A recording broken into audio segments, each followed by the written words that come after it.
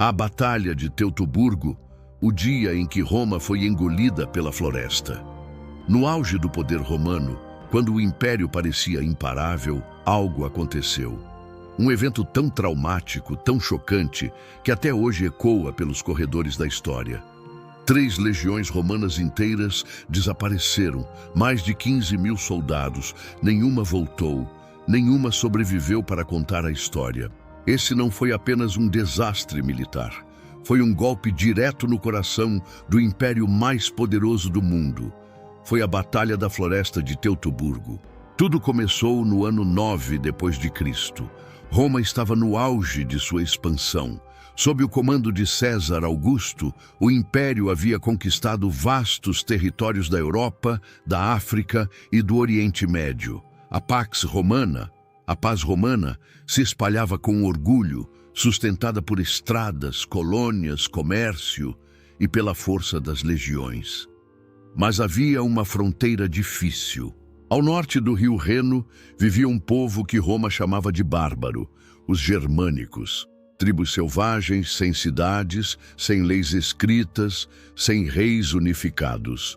Mas com algo que Roma não podia entender, um espírito de liberdade feroz. Apesar das dificuldades, Roma acreditava que podia dominar até mesmo aquelas florestas inóspitas. Afinal, tinham derrotado inimigos muito mais organizados. Era só uma questão de tempo. Foi então que o imperador Augusto nomeou Públio Quintílio Varo como governador da Germânia. A missão de Varo era simples, no papel: consolidar o domínio romano, cobrar tributos, organizar o território, fundar cidades. Mas o que ele não sabia é que caminhava direto para a armadilha mais mortal da história romana. Ao lado de Varo estava um aliado de confiança, Arminius, um jovem germânico que havia sido levado a Roma na infância, educado como romano, treinado como soldado romano e até condecorado como cidadão. Ele falava latim fluentemente, usava armadura romana, comandava tropas auxiliares e, por isso, era visto por Varo como um exemplo perfeito de lealdade bárbara. Mas Arminius nunca esqueceu suas origens. E enquanto se infiltrava nas fileiras de Roma, ele planejava. Arminius sabia que Roma só poderia ser derrotada se as tribos germânicas se unissem, algo extremamente raro. Então, em segredo, ele começou a negociar com os chefes tribais. Ele prometeu uma vitória, uma chance única de libertação, e o plano começou a tomar forma. No fim do verão de 9 depois de Cristo, Arminius apareceu diante de Varo com uma mensagem urgente. Uma rebelião havia começado em uma região mais a leste.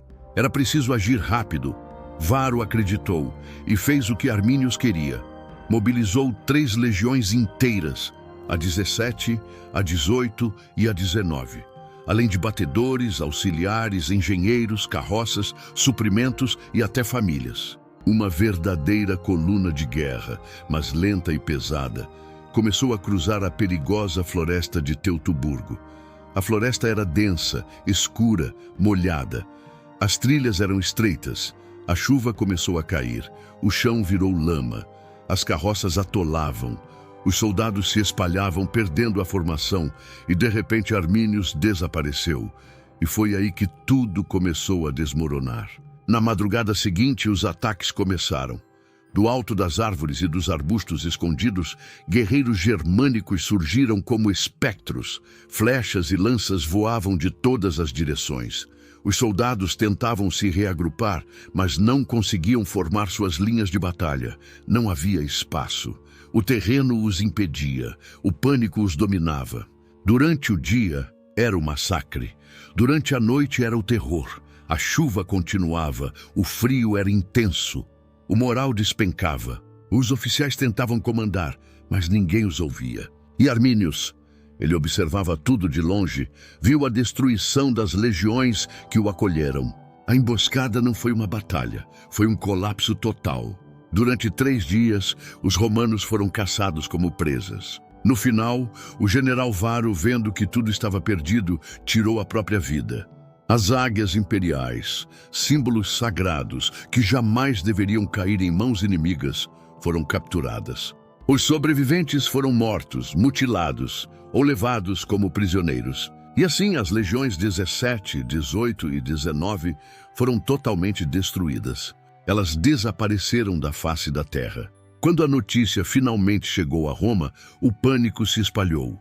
O imperador Augusto entrou em colapso emocional. Segundo o historiador Suetônio, ele passou dias andando pelo palácio, rasgando as roupas, batendo a cabeça nas paredes e gritando: "Varo, devolve minhas legiões! Varo, devolve minhas legiões!" A humilhação foi tamanha que os números dessas legiões nunca mais foram usados por Roma. Elas foram apagadas da história. Era como se nunca tivessem existido. Roma, então, desistiu da ideia de conquistar a Germânia. As fronteiras ao norte foram reforçadas e o Reno passou a ser o limite. O sonho de dominar toda a Europa tinha acabado ali, na lama, no frio, na floresta de Teutoburgo. Mas e Arminius? Ele virou lenda entre os germânicos, mas mesmo assim foi traído por outros líderes tribais e assassinado anos depois. Ele não viu a unificação de seu povo. Mas sua vitória viveu por milênios. Durante séculos, ninguém soube ao certo onde havia ocorrido a Batalha de Teutoburgo. Mas no século XX, arqueólogos encontraram vestígios, restos humanos, lanças partidas, moedas romanas com o nome de Augusto. Tudo isso debaixo da terra, onde as legiões caíram. A Batalha de Teutoburgo foi mais do que um desastre militar. Foi o momento em que Roma descobriu que era mortal. Foi o dia em que um império acostumado a conquistar tudo descobriu que havia limites e que a arrogância pode ser fatal. A floresta que engoliu Roma ainda existe. Hoje é tranquila, verde, silenciosa. Mas para quem conhece a história, ela ainda sussurra os ecos de um massacre, um lembrete sombrio de que até o maior dos impérios pode ser destruído por árvores, lama e um traidor com um plano perfeito.